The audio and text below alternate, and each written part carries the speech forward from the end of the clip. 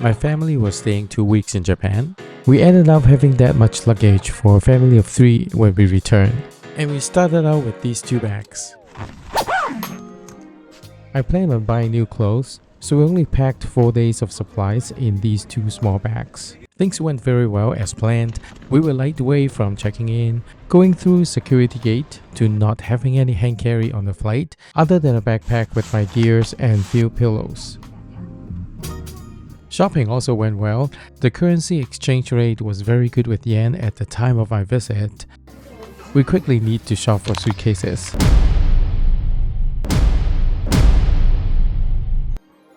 We're not believers of expensive branded suitcases. Donki is like a mega-sized Daiso. We thought we would be able to find something reasonably priced. Turned out they're carrying a lot of branded products. On average, it is just more expensive to buy a suitcase in Japan than in US.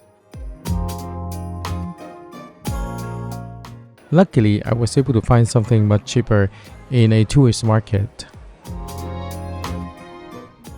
But Donki is still a good place to shop for other supplies, such as socks or underwear. I want to give you some pricing reference in the US. Bringing extra empty suitcases will also be an option, like if you don't want to buy in Japan.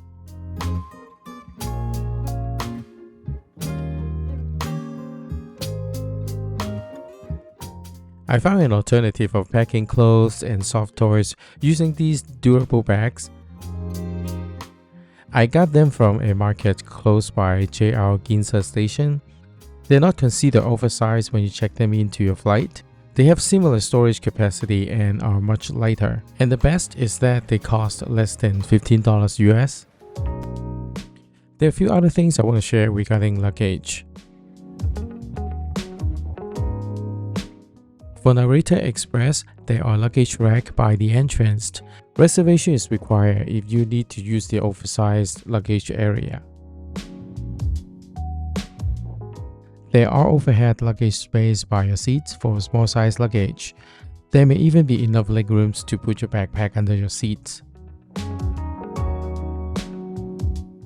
If you're taking Shinkansen bullet train, all oversized luggage space will need to be reserved. You're free to use the middle compartment for medium-sized luggage. To enable or disable the lock, you just need to tap your Suica card.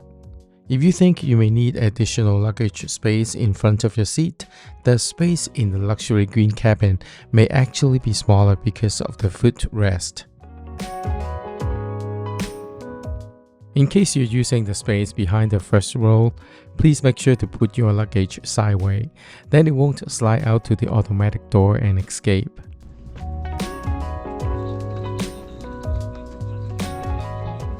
On the return trip at the airport, there are multiple repack areas with a luggage scale. It gives you a chance to redistribute your items into different suitcases to avoid overweight luggage during check-in. The line for check-in and for luggage pickup, if you use delivery service, they can both be long, and each terminal has 2 wings, so the pickup location can be on the north wing or on the south wing, so it takes a little bit of time to get to the one you need to, so make sure you have enough time to do it.